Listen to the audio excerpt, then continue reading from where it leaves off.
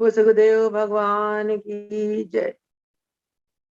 योग योगेश्वर महापुर रामलाल जी, योग मार्तंड मुल्केश्वर भगवान, हम सभी के प्राणाधार सहस्रदेव जल भगवान जी के श्री श्री चरण कमलों में साष्टांग दंडवत प्रणाम स्वीकार हो। आइए प्रभु जी की कृपा करुणा आशीर्वाद से सत्संग आरंभ करते हैं। आज के सत्संग में प्रभु जी गीता के 7वें अध्याय के जो कुछ सूत्र रह गए हैं, उन सूत्रों को बारे में विस्तार से हमें समझाना चाहते हैं। 7वां अध्याय जिसको कहते हैं ज्ञान विज्ञान योग। तो कल तक तो हमने ये जाना था कि भगवान को ज्ञानी जन सबसे ज्यादा प्रिय है। और भगवान ने अर्जुन को ये उपदेश भी दिया, अर्जुन केवल ज्ञानी जन ही मुझे जान सकते हैं। ज्ञानियों में भी जो मुझे तत्व से जानते हैं वो परम श्रेष्ठ है, मेरे परम श्रेष्ठ भक्त है।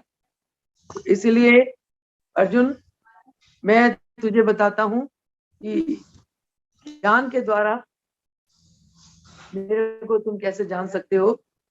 मुझको जानने के लिए ज्ञान और विज्ञान दोनों की आवश्यकता है। ज्ञान और विज्ञान को जिसने जान लिया, संसार में और कोई वस्तु कोई चीज जानने के लिए नहीं बचा रहता है। तो उसके लिए भगवान ने कल और परसों के सत्संग में बहुत विस्तार रूप से अर्जुन को समझाया कि केवल मैं ही मैं हूँ। हर जड़ में चेतन में मेरा ही रूप है, मेरा ही अस्तित्व है, जो मुझे हर जड़ चेतन में हर स्थान पर मेरे विद्यमान को जानकर हर पल मुझे मेरी भक्ति में लगा रहता है। वो एक दिन मुझको पा लेता है। अब भगवान कहते हैं कि ये क्या कारण है कि भक्त मुझको पाने में बहुत जन्म लगा देते हैं, बहुत वर्ष लगा देते हैं, बहुत समय लगा देते हैं। इसका क्या कारण है? भगवान कहते हैं इसका कारण ये है कि माया में जो 3 गुण है, सत्य रज और तम, ये तीनों गुण जो है जीव को मोहित करके रखती है। त्रैगुण के वश में आकर जीव भगवान से दूर हो जाते हैं। त्रैगुणी माया के कारण जीव भगवान को पहचान नहीं पाते। भगवान कहते हैं कि इन 3 गुणों से पार पाना, कहते ये तीनों गुण की सृष्टि मैंने ही करी है, परंतु न ये गुण मुझ में है न मैं इन गुणों में हूँ, मैं इनसे बिल्कुल हटके हूँ। और ये गुण जो माया के जो 3 गुण है, इन 3 गुणों को पार करना बहुत मुश्किल है। इन 3 गुणों से पार पाना का मतलब और सागर से पार उतरना। परंतु भगवान कहते हैं अगर कोई जीव निरंतर मेरा भजन करता रहे, हर श्वास में मेरा जाप करे, मेरा नाम ले, हर पल उसका ध्यान केवल मेरे स्वरूप में लगा रहे, तो ये त्रैगुणी माया रूपी जो भवसागर है वो भगत आसानी से पार कर जाता है। महाराज जी भी हमें हर पल श्वासों में महामंत्र की जाप का उपदेश दिया करते थे। और महाराज जी ने तो हम बच्चों को ये भी समझाया, ये आदेश दिया कि जीवन में किसी भी तरह के कष्ट से अपने आप को बचाने के लिए महामंत्र का जाप करो। ओम नमो प्रभु रामलाल जी पार ब्रह्म नमः, महामंत्र का जाप करो। उससे क्या होगा? उस जाप से हमारा मन केवल प्रभु जी के दिव्य स्वरूप में ही लगा रहेगा। जब जीव का मन भगवान के स्वरूप में लग जाता है, ये त्रैगुणी माया ये जीव का कोई नुकसान नहीं कर सकती। त्रैगुणी माया जीव को भगवान से दूर नहीं कर सकती। तो भगवान कहते हैं कि इस माया को वश में करने के लिए हमें ज्ञान और विज्ञान को प्राप्त करना होगा। और अगर माया ने हमारे ज्ञान को ढक दिया, तब हमारी वृत्तियां आसुरिक हो जाती हैं और हम आसुरिक वृत्ति के वश में आकर पाप कर्म करते हैं, और पाप कर्म करके हम अधोगति को प्राप्त होते हैं। तो भगवान कहते हैं जो पुरुष मेरा भजन करता है वो इन पाप कर्मों से बच जाता है। इसके विपरीत जो पुरुष माया के वशीभूत हो जाता है वो मेरा भजन छोड़ देता है, वो मेरा भजन नहीं करता और पाप कर्म में लग जाता है। अपने भजन में महाराज जी ने फरमाया कि पाप क्या है, पुण्य क्या है। वैसे तो पाप पुण्य का व्याख्या करना बहुत मुश्किल है, क्योंकि कई धर्म जिसको हम पाप कहते हैं, कई धर्म उसको पुण्य कहते हैं। कई धर्मों के अनुसार जो पुण्य है हम उसे पाप कहते हैं। तो हर एक ने अपने अपने धर्मों के अनुसार पाप और पुण्य की व्याख्यान करी है। पर योग के अनुसार महाराज जी ने एक धर्म निरपेक्ष व्याख्यान करी है पाप और पुण्य की। क्या है वो? ईश्वर को याद करना ही पुण्य है, ईश्वर को भुला देना ही पाप है। क्योंकि जब हम ईश्वर को याद करते हैं तब हमारे द्वारा शुभ कर्म होते हैं, परहित के कर्म होते हैं। जिस घड़ी हम ईश्वर को भुला देते हैं उस घड़ी हमारे अंदर अहम जाग जाती है और हम भगवान के विधान के विरुद्ध, धर्म के विरुद्ध आचरण करने लगते हैं। इसलिए भगवान कहते हैं कि मेरे को पाने के लिए निरंतर मेरे शरण होकर भजन करो। भजन करने से ये माया आपके पर प्रभाव नहीं डाल सकती। तभी कहते हैं कि जो भगत होते हैं, भगवान के भगत होते हैं, वो वैराग्यमान में होते हैं, वैराग रूप स्वरूप में होते हैं। यानी कि हर पल भगवान की भक्ति में डूबे रहते हैं और मायावी दुनिया से उनको कोई मतलब नहीं होता। भगवान ने स्वयं कहा, महाराज जी ने फरमाया कि परमात्मा को पाने के लिए पहले अभ्यास करो, अभ्यास से वैराग होता है, वैराग से त्याग होता है, त्याग से अनुराग, अनुराग मतलब ईश्वर परायण, ईश्वर के प्रति अनन्य प्रेम, अनन्य भक्ति भाव और ईश्वर के प्रति पूर्ण समर्पण तब होता है जीव का, जब वह जीव अभ्यास करता है और अभ्यास के फलस्वरूप उसको वैराग हो जाता है और ये प्रकृति की जो माया है वो उसके ऊपर प्रभाव नहीं डाल सकती। आगे भगवान ने 4 प्रकार के भक्तों का वर्णन करा। भगत ऐसे 4 प्रकार के होते हैं। एक तो वो भगत मेरी भक्ति करते हैं, कि संसार में लोग 4 तरह के होते हैं जो मेरी भक्ति करते हैं। एक वो वर्ग के भगत होते हैं जो धन के कारण मुझे चाहते हैं, धन के कारण मेरी भक्ति करते हैं, एक तो वो है। एक वो भगत है जो बहुत दुखी है, दुखों से छुटकारा पाने के लिए वो मेरी भक्ति करते हैं। और एक वो वर्ग है भक्तों की कि जो सत्य को जानने के लिए, ज्ञान को प्राप्त करने के लिए मेरी भक्ति करते हैं। यानी कि सच्चाई क्या है, सत्य क्या है, असत्य क्या है, यानी कि जो जिज्ञासु होते हैं, जो सत्य के जिज्ञासु होते हैं वो भी मेरी भक्ति करते हैं। और ज्ञानी जो मुझे तत्व से जान जाते हैं वो भी मेरी भक्ति करते हैं। भगवान कहते हैं कि इन 4 प्रकार के जो भगत होते हैं उनमें से ज्ञानी सबसे श्रेष्ठ है, क्योंकि ज्ञानी मुझे तत्व से जानता है। ज्ञानी मेरे ईश्वर तत्व को जानता है, तो ज्ञानी को मैं प्यारा हूं, मुझको ज्ञानी प्यारा है। ज्ञानी केवल मेरे स्वरूप को जानते हुए वो मुझ में अभेद रहता है। आगे भगवान कहते हैं जो ज्ञानी होता है वो तद्रूप होकर मेरी भक्ति करता है, और जितने भक्त मेरे हैं सभी भक्त मुझे प्यारे हैं, परंतु ज्ञानी को मैं अपना स्वरूप दे देता हूँ। जिस प्रकार हमारे मिशन में देखो, योग योगेश्वर महाप्रभु रामलाल जी, हम सभी को पता है वो कलयुग के अवतारी भगवान है।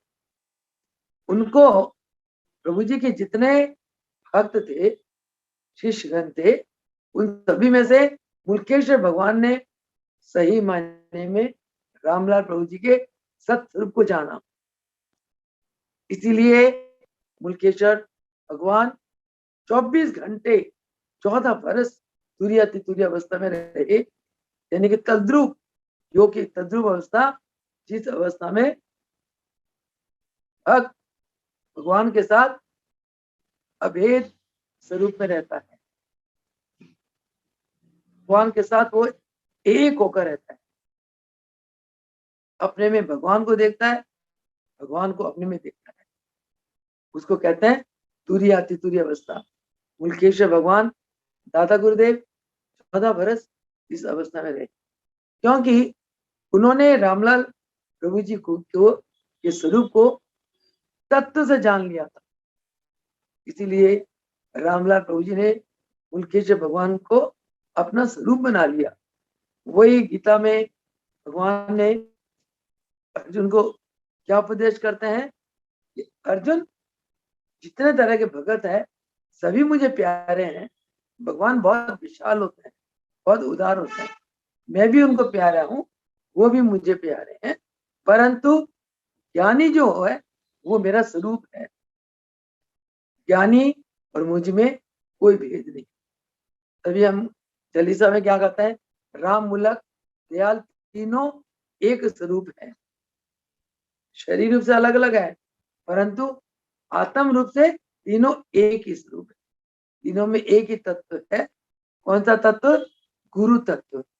सर्वोपरि, सबसे ऊपर गुरु तत्व। तीनों में एक ही गुरु तत्व विराजमान है। इसीलिए ब्रह्मा विष्णु महेश तीनों के अंदर गुरु तत्व विद्यमान है। उस तत्व की पूजा करते हैं, उस तत्व से आशीर्वाद लेते हैं। आगे भगवान कहते हैं कि बहुत मेरा भगत मुझे पाने के लिए बहुत जन्म लेता है। हर जन्म में वो मेरी भक्ति करता है, और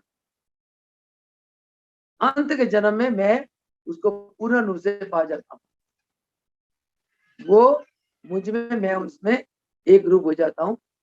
इसी प्रकार महाराज जी फरमाते थे, ध्रुव ने जब 6 महीना मास तपस्या करी भगवान विष्णु की, उनके दर्शनों के लिए, तो भगवान विष्णु 6 मास में विष्णु ने ध्रुव को दर्शन दे दिया। ध्रुव ने पूछा भगवान से, भगवान सुना है आपके दर्शन पाने के लिए लोग इतने जन्म लगा देते हैं, इतने वर्ष तपस्या करते रहते हैं, फिर भी आप दर्शन नहीं देते। इस नन्हे से बालक को आपने 6 मास के तप में दर्शन दे दिए। इतनी अपार कृपा आपने इस बालक पर करी। मैं इस प्रश्न का निवारण चाहता हूँ। भगवान ने कहा कि ध्रुव, मैंने भी अनेक नर चोले लिए, अनेक रूप में आया, तुमने भी अनेक जन्म लिए। ध्रुव, तुमने हर जन्म में मेरी भक्ति करी, मैं जानता हूं, पर तुम नहीं जानते मुझे। तुमको याद नहीं है कि तुमने हर जन्म में भक्ति करी, मुझको याद है। हर जन्म में तुमने मुझको पाने के लिए भक्ति करी। मुझको पाने के लिए 6 मास बचे थे। तुम्हारा अकेला जन्म शांत हो गया, समाप्त हो गया। इस जन्म में 6 मास के बाद तुमने मुझको अवश्य पाना था। 6 मास का तप पूरा हो गया तो मुझको तुम्हें दर्शन देने के लिए आना पड़ा। तो ये बात भगवान ने द्वापर युग में अर्जुन को बताया। अर्जुन, मेरा भगत बहुत जन्म लेता है, हर जन्म में मेरी भक्ति करता है, और अंत का जो जन्म है, अंत जन्म के बाद वो ज्ञानी पुरुष, ज्ञानी भगत मुझ पर पूर्ण रूप से समर्पित हो जाता है और मेरे साथ वो अभेद हो जाता है। आगे भगवान कहते हैं, ऐसा ज्ञानी जो मेरा शरण ले लेता है, वो सिवाय मुझको और किसी को नहीं मानता। ऐसा ज्ञानी जन महान आत्मा होते हैं। ऐसा महान आत्मा वो मेरा ही स्वरूप है। कहते हैं कि जिसके अंदर इच्छाएं होती है, कामना होती है, वासना होती है, संकल्प विकल्प होते हैं, उसका ज्ञान इन इच्छाओं से, कामनाओं से, वासनाओं से ढक जाता है और वह अपने स्वभाव के वश में होकर देवी देवता का अपने ढंग से पूजा करने लगता है। जिसका ज्ञान इच्छाओं कारण, क्योंकि आम लोग क्या करते हैं, वो देवी देवता की पूजा करते हैं और देवी देवता से इच्छाएं रखते हैं, कामनाएं रखते हैं। हे प्रभु, मेरे को ये दे दो तो मैं आपको आपका नाम का भंडारा करूंगा, मेरे को ये दे दो मैं आपके नाम का यज्ञ करूंगा। हे प्रभु, मुझे ये मिल जाए, मैं प्रसाद चढ़ा रहा हूँ, मैं सेवा चढ़ा रहा हूँ, हे भगवान मुझे दे दो। तो दुनिया में बहुत से लोग इस प्रकार इच्छाओं के वशीभूत होकर वो भगवान की पूजा आराधना करते हैं। भगवान इतने विशाल हैं, इतने महान है, भगवान कहते हैं कि मैं जिन देवी देवता की वो पूजा करते हैं, तो मैं उन देवी देवता का द्वारा उनकी मनोकामनाएं पूरी कराता हूँ और उससे उस भगत का उस देवी देवता के प्रति श्रद्धा बढ़ जाती है। कहते हैं अर्जुन, उनकी श्रद्धा भी मैं ही बढ़ाता हूँ। भगवान देखो कितना विशाल है। अगर कोई भगवान की पूजा ना करके इच्छाओं के वशीभूत होकर किसी भी देवी देवता का पूजा करता है, तो भगवान उस भगत की हृदय में बैठकर उस देवी देवता के प्रति श्रद्धा पैदा करते हैं और उनकी मनोइच्छा पूरी करवा देते हैं। और कहते हैं कि अर्जुन, लेकिन इन सब का जो विधान है, देवी देवता से भगत को क्या प्राप्त होना है, कब क्या देना है, ये तो वो विधान मेरे द्वारा ही चलती है। इनके देवी देवता के अंदर भी भगवान ही बैठकर भक्तों की मनो इच्छाओं को पूर्ण करते हैं। तो कहते हैं कि फिर क्या होता है, कई भगत ऐसे होते हैं जो मन बुद्धि के होते हैं और कहते मेरे को नहीं जानकर देवी देवता को पूजते हैं और उनको अमर तत्व तो नहीं मिलता, उनसे फल मिलता है, और वो फल क्या होता है, नाशवान फल मांगते हैं और नाशवान फल मिलता है। घर दे दो, पैसा दे दो, संतान दे दो, संपत्ति दे दो, ये सारी नाश चीजें मन बुद्धि वाला भगवान से नाशवान चीजें मांगता है। ज्ञानवान क्या मांगता है, ज्ञानवान भगवान से भगवान को मांगता है। भगवान आप मेरे हो जाओ, मैं आपका हो जाऊं, आप मेरे हैं, मैं आपका हूं। और क्या मांगता है भगवान से, वो उनकी शरण मांगता है, भगवान से उनकी भक्ति मांगता है, उनकी सेवा मांगता है और उनके चरणों में मन वचन कर्म से समर्पित हो जाता है। ये ज्ञानी पुरुष करते हैं। तो भगवान इतने उदार है, इतने महान है। जो मन बुद्धि है, जो अज्ञानी है, उन पर भी भगवान कृपा करते हैं और कहते हैं जो देवी देवता को भजता है, तो आखिर में वो मुझको ही पा लेता है। आप किसी भी देवी देवता को भजो, आखिर में आप किसको प्राप्त करोगे? भगवान को ही प्राप्त करोगे। बोलते हैं वो भगवान के ईश्वर तत्व को जान जाते हैं और वो सर्वोत्तम होते हैं। अर्जुन है, सुनो कि जो भगत मुझको, सुन अर्जुन, हुए हैं जो होंगे अभी, नजर आ रहे हैं इस समय जो सभी, इन सबको मैं जानता हूं, मगर ये सब मुझसे है बेखबर। कहते अर्जुन, ये जो तुम युद्ध क्षेत्र में खड़े हो, तुम्हारे सामने सारे जो रिश्ते नाते हैं, तो ये इच्छाओं में, कामनाओं में, वासना में फंसे हुए हैं। ये मुझको तत्व से नहीं जान पा रहे। मैं योग माया से छुपा हुआ हूं, इनको अपना असली स्वरूप नहीं दिखा रहा हूं। तो मैं इन सबको जानता हूं, परंतु ये मुझको नहीं जानते। तो मुझको जानने के लिए अर्जुन तुम ज्ञानी बनो। ज्ञानी पुरुष ये मुझको तत्व से जानता है, ज्ञानी पुरुष मुझे पा लेता है और मैं उन्हें अपना बना लेता हूं। एक कवि ने एक कविता लिखी, हे ज्ञानियों के प्रभु जी। भगवान को क्या कहा कि तुम ज्ञानियों के भगवान। अज्ञानी भगवान को नहीं जानते, ना पा सकते। हे ज्ञानियों के प्रभु जी, हमको भी ज्ञान दे दो, करुणा के चार छींटे, हे नाथ कृपा कर बरसा दो। हे ज्ञानियों के प्रभु जी, भगवान को ज्ञानियों के भगवान कहा गया। इसीलिए इस ज्ञान विज्ञान योग जो अध्याय है, 7वां अध्याय, भगवान ने बार बार अर्जुन को ज्ञान के लिए प्रेरित करते हैं। आगे कहते हैं, भगवान कहते हैं कि राग द्वेष से है पैदा जो सुख दुख रूपी यही द्वंद्व, तो उलझा रहे सबको अज्ञान से, इन्हीं में ही सब जीव मोहित हुए। कहते ये सबसे बड़ी अज्ञानता क्या है संसार में? जीव के अंदर, जीव क्यों नहीं ज्ञानवान बन सकता है, ज्ञानी क्यों नहीं बनता? क्योंकि जो राग द्वेष, ये जो द्वंद्व है, सुख और दुख, इसने जीवों को भ्रमित किया हुआ है, इसने जीवों को मोहित किया हुआ है।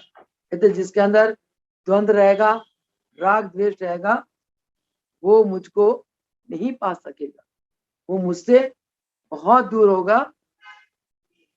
और इसी द्वंद्व में वह इंसान उलझा हुआ अज्ञानी की तरह भटकता है। करते सदा है जो शुभ कर्म, नष्ट हो चुके पाप जिनके सभी। कहते जो सदा शुभ कर्म करेगा उसके पाप सभी नष्ट हो जाएंगे। द्वंद्वों के मोहित से है आजाद वो, दृढ़ निश्चय रख बचते मुझको है वो। कहते जो निष्काम कर्म करता है वो द्वंद्व से मुक्त रहता है, न राग करता है किसी से, न द्वेष करता है, न सुखी होता है न दुखी होता है, न उसकी कामना सताती है, न उसको क्रोध आता है, न मोह सताता है, न लोभ सताता है। तो कहते हैं इन सारी चीजों से उठने के लिए क्या है कि अर्जुन तू शुभ कर्म कर, निष्काम कर्म कर, यानी कि तू कर्म योगी बन। कर्म योगी हमेशा निष्काम कर्म करते हैं, शुभ कर्म करते हैं। शुभ कर्म करके अपने जन्मों के कर्म संस्कारों को वो धो देते हैं। कहते बचने को मौत और बुढ़ापे से जो करते यतन बस मेरी शरण हो। ब्रह्म और सभी कर्म वे जानते, अध्यात्म पूरा भी पहचानते हैं। कहते हैं जो लोग जो मेरी शरण लेते हैं ना, उनको मौत की परवाह नहीं, ना बुढ़ापे की परवाह है, क्योंकि वो ब्रह्म को जानते हैं। वो मुझको जानते हैं कि मैं ब्रह्म रूप हूं, पर वो पूरा अध्यात्म बाद में, यानी कि आध्यात्मिकता में अपना जीवन व्यतीत करते हैं। तो सभी उनके कर्म जो है ना ईश्वरीय होते हैं। अर्जुन तुम भी इसी प्रकार बनो, मुझको तत्व से जानो, शुभ कर्म करो, आध्यात्मिकता में रहो, और जो तुम्हारा कर्तव्य है उसको तुम निष्कामता के साथ उसे पूर्ण करो और अंत में मुझको पालो, मुझको जान लो। कहते ये युद्ध क्षेत्र में जो है ये सभी मरे मराई है, मैंने मार दिया इनको सभी, परंतु मैं संसार में तुम्हें निमित्त बनाकर ये एक आदर्श स्थापित करना चाहता हूं कि अधर्म का हमेशा विनाश होना चाहिए और धर्म की स्थापना होना चाहिए। अधर्म का विनाश, धर्म की स्थापना के कारण अर्जुन मैंने अपना लिया, ये सब मैं करने वाला हूँ, मैं ही करूंगा, परंतु तुम मेरे सखा हो, तुम मेरे भगत हो, अनन्य भक्ति भाव से तुम मुझे भजते हो, इस शुभ कर्म में मैं तुम्हें निमित्त बनाना चाहता हूँ। इस प्रकार बार बार भगवान अर्जुन को समझा रहे हैं। आखिर में भगवान ये कहते हैं कि जो ज्ञानी है वो मुझे किस रूप से मानते हैं, अधिदैव अधियज्ञ सहित मुझको ही माने पुरुष, जो अधिभूत भी लगा रहता चित्त जिनका मुझ में ही अंतिम समय भी पाता है वही मुझको।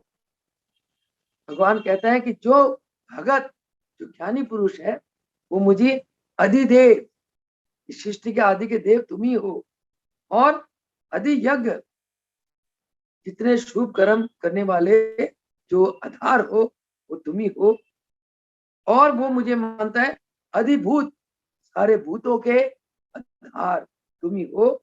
और ऐसा मानते हुए यानी के सृष्टि का आरंभ, मध्य, अंत, तीनों को जो मुझको, तीनों में जो मुझको ही देखता है और जिसका चित्त 24 घंटे मुझ में लगा रहता है, तो अर्जुन अंतिम समय में वह मुझको ही पा लेता है। जैसे हमारे अंदर भगवान का यहाँ ही इसी उपदेश के साथ भगवान ने 7वां अध्याय ज्ञान विज्ञान योग, इस अध्याय का भगवान विराम करते हैं। इसके बाद अगला अध्याय आता है अक्षर ब्रह्म योग। अभी भगवान ने अर्जुन को समझाए, जो मुझे ब्रह्म रूप मानता है कि मैं सारा संसार में विद्यमान हूं पर अव्यक्त हूं, मैं सबको देख सकता हूं पर केवल ज्ञानी पुरुष मुझे देख सकते हैं, और जो इच्छाओं में, कामना में, वासना में फंसे हुए वो मुझको नहीं देख सकते। इसको कहते हैं ब्रह्म को जानना, ब्रह्म स्वभाव को में रहना, स्थित होना। कहते ऐसे ब्रह्म स्वभाव में स्थित पुरुष वो 24 घंटे उसका चित्त मुझ में ही लगा रहता है और मुझको वह जान जाता है। और इसी के साथ भगवान 7वां अध्याय को समाप्त करते हैं। 8वें अध्याय में भगवान समझाएंगे अक्षर ब्रह्म योग क्या है। 8वां अध्याय है अक्षर ब्रह्म योग। तो अक्षर ब्रह्म योग क्या है, इसके बारे में प्रभु जी कल अपना व्याख्या सहित हमें ज्ञान देंगे। और इसके पहले मैं चाहूंगी कि 7वें अध्याय में हमने क्या जाना। जैसे 6वें अध्याय में कर्म संन्यास योग के ऊपर सत्संग समाप्त होने के बाद हमने 1-2 सत्संग रखा प्रश्नोत्तर में, तो मैं चाहूंगी कि अब ये 7वें अध्याय में जो हमने ज्ञान विज्ञान योग के बारे में 2 दिन 3 दिन से चर्चा करते रहे, तो इसके ऊपर कल हम प्रश्न उत्तर करेंगे ताकि हमें इस बात का दोहराव हो जाए, रिपीटेशन हो जाए, रिवीजन हो जाए। इस अध्याय में वाकई इस अध्याय का सार तत्व क्या है। इस अध्याय से हमने भगवान ने कृष्ण भगवान ने अर्जुन को क्या ज्ञान दिया और हमें उस ज्ञान को लेकर किस प्रकार अपने जीवन को दिव्य बनाना है, इसके ऊपर हम कल करेंगे, चर्चा करेंगे। यानी कि 7वें अध्याय के ऊपर कल प्रश्नोत्तर होगा। आप सब लोग जो मैं आप जी सत्संग में जो बातें बताते हैं आप इनको नोट कर लिया करो। आपके अंदर प्रश्न आता है, प्रश्न लिखा करो। कल आप प्रश्न पूछ भी सकते हो, जो प्रभु जी आपसे प्रश्न पूछवाएंगे आपने उसका उत्तर भी देना है। उसके बाद परसों हम लोग ये 8वां अध्याय के ऊपर सत्संग करेंगे, इसका नाम है अक्षर ब्रह्म योग। इन्हीं शब्दों के साथ आज का ये सत्संग को समाप्त करते हैं।